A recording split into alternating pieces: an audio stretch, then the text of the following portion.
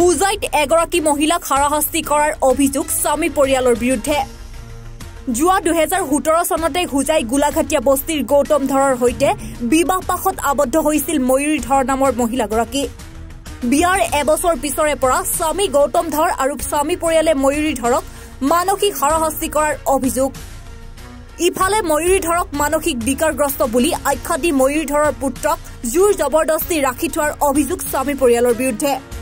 ঘটনা সন্দৰ্ভত হুজাই আৰক্ষী থানাত এজাহাৰ দাখিল কৰে ময়ূৰী ধৰে, কিন্তু আজিলৈকে কোনো ধৰণৰ সুফল নোপোৱাৰ অভিযোগ ময়ূৰী ধৰৰ ভগ্নীৰ। ইতিমধ্যে সমগ্ৰ ঘটনা সন্দৰ্ভত মহিলা সমিতিৰ কাষ চাপিছে ভুক্তভোগী ময়ূৰী ধৰৰ ভগ্নীয়ে। লগতে মুখ্যমন্ত্ৰীৰ হস্তক্ষেপ বিচাৰিছে ভুক্তভোগী ময়ূৰী ধৰৰ ভগ্নীয়ে। মই হুজাই জিলা মহিলা কল্যাণ সমিতিৰ সভানেত্ৰী হওঁ।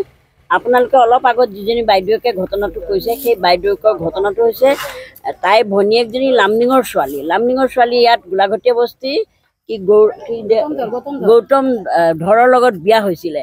তেওঁ কি কৰিলে, বিয়াৰ অলপমান দিনৰ পিছতে লাহে লাহে তেওঁক মানসিকভাৱে এভইড কৰিব বিচাৰিলে। তাৰমানে কিবা এটা কথাতে তেওঁক বেয়া পায়, অশান্তি কৰে। এনেকৈ থাকি থাকি ছোৱালীজনী এবছৰ পিছতে এটা বাচ্চা হ'ল। বাচ্চা হোৱাৰ পিছত তাইক অশান্তিটো বাঢ়ি গ'ল। বাঢ়ি যোৱাৰ লগে লগে মানুহজনী মেণ্টেলি কিবা এটা অশান্তি পাই পেলাই অলপমান তেওঁ ভুগি আছিল।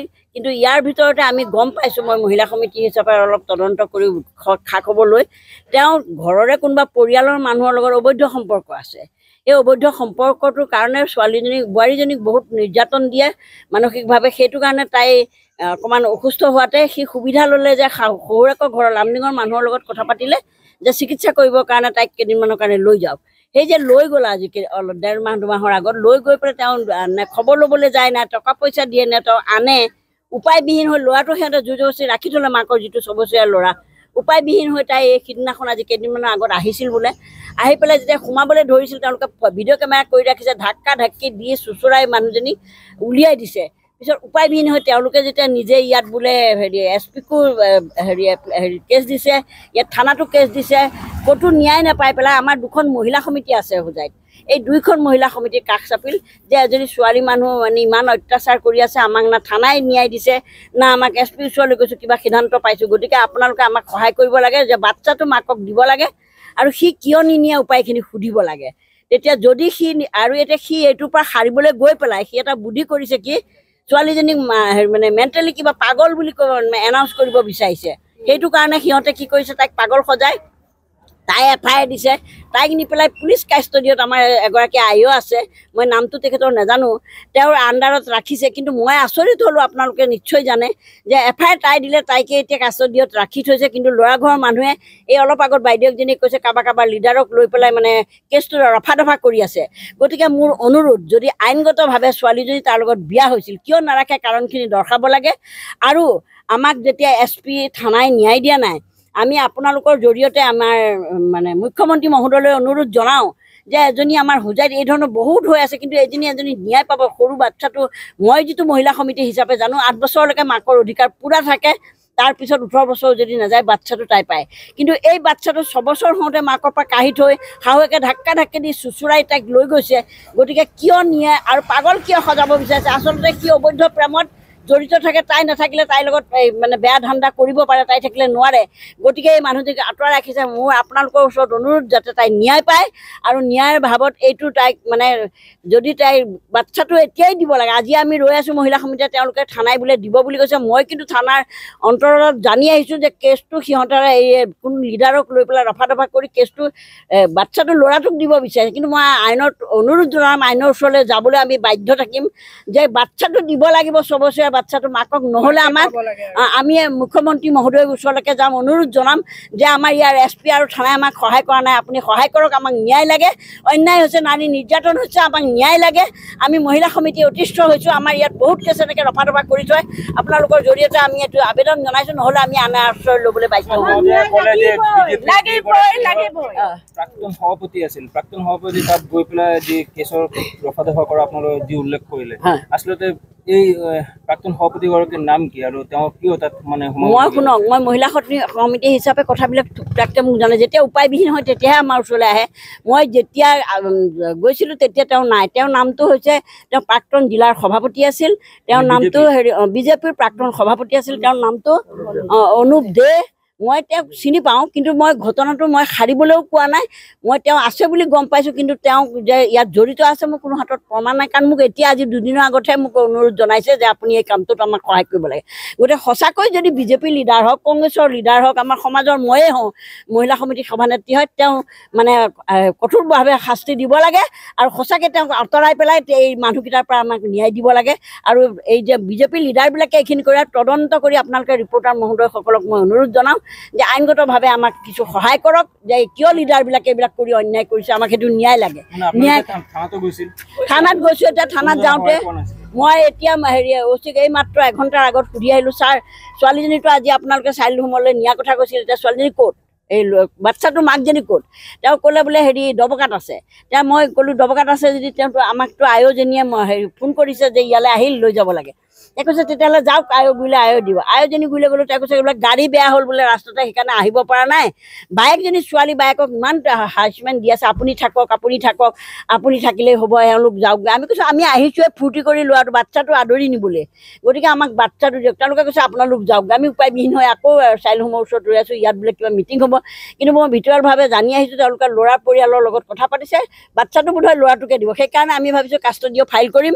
আৰু দ্বিতীয় কথা হৈছে তেওঁলোকে পাগল সজাব ধৰিছে। মেইন কথাটো আপোনালোকে উল্লেখ কৰিব যে ছোৱালীজনীক এতিয়া বাচ্ছাটো আঁতৰাই থৈ মাকেতো কেঁচুৱাৰ লগৰ পৰা আঁতৰি থাকিলেতো ব্ৰেইনটো বেয়া হ'বই।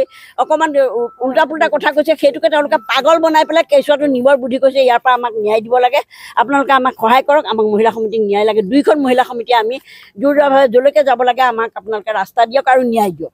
ময়ূরী ধরের দিদি, ওর বিয়ে হয়েছে 7 বছর, প্রথম 7 বছর আগে 2017-তে ওর বিয়ে হয়েছে।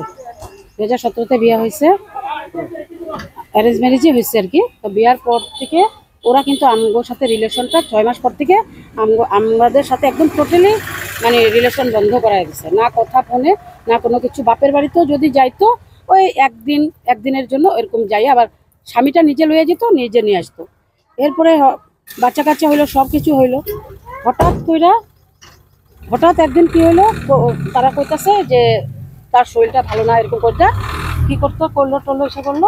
মানে 3 বছর ধরে মানে এই অশান্তিটা তার লগে করতে আসছে। 3 বছর ধরেই মানে তার লগে এরকম অশান্তি করতে আসছে। তো কি হলো, 1.5 মাস আগে নিয়া মানে হাজবেন্ডে কি করছে, 1.5 মাস আগে ওরে নিয়া ঘরে জবরদস্তি, যাওয়ার ইচ্ছা ছিল না, 1 সপ্তাহের কথা কইয়া নিয়া ঘরে রাখাইছে হাজবেন্ডে, মানে 1.5 মাস আগে। তারপরে আমগরে বিচারে লেগে ডাকে, আজকে হইব, কালকে হইব, কি হইব ডাক্কা আমগরে যতবার আই ঘরেও ঢুকতে দেয় না, আমগরে পাঠায় দেয়।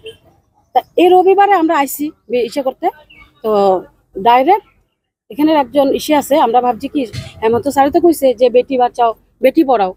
বিজেপির একজন আইসে, বিজেপির একজন লিডার এসে মানে আইসে। তা আমি দেখা খুশি হয়েছি, আমি আবার নামও জিজ্ঞেস করছি, দাদা আইসেন তো ভালো হয়েছে, আমি শান্তি পেয়েছি।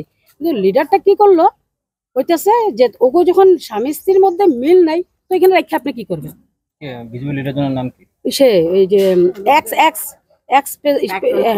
এক্স কাউন্সিলর অনুপ দেব, সভাপতি। হ্যাঁ সে জিলা সভাপতি, হ্যাঁ এক্স ডিস্ট্রিক্ট প্রেসিডেন্ট।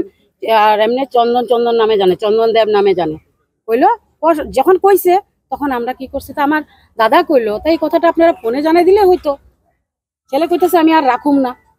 তারপরে আমরা জিজ্ঞেস করলাম তখন চলবো কেমনে?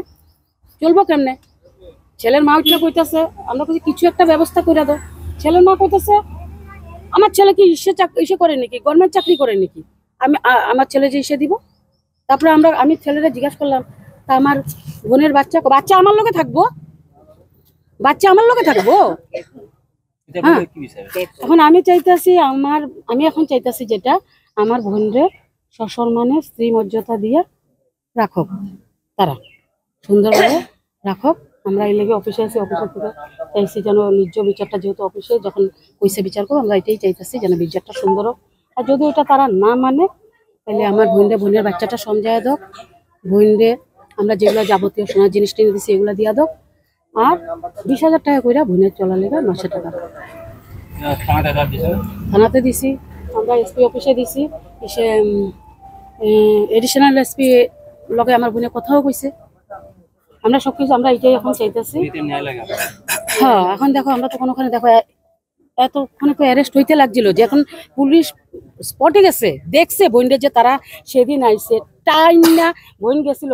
ওরা যখন আমরা গেছি ঠিক আছে হইলো, যখন যেহেতু বিজেপির লিডারের কথা কইছে তখন তো এখানে আর কথাই নেই। বিজেপির লিডার হুমার কারণে আমরা তাড়াতাড়ি গেছি। হ্যাঁ, তারা আবার কইছে